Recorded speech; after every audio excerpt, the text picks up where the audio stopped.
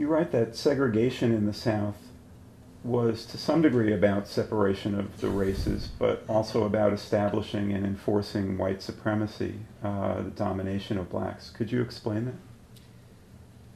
that? Segregation, which becomes entrenched in the South in the early 20th century, particularly after the Plessy versus Ferguson decision gives it a legal go-ahead in 1896, is in some ways a system of separation. There are black institutions in white, black entrances in white, black graveyards in white, drinking fountains.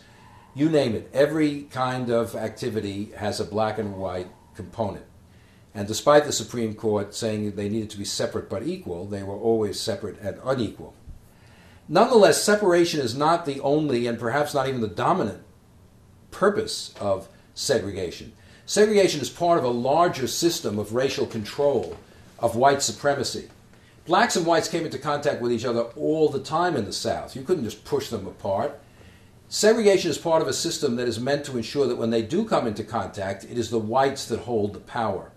It goes along with limiting blacks, not allowing them to hold many jobs. Skilled jobs are for whites, unskilled jobs are for blacks. It goes along with taking away the right to vote from blacks, so they have no political power.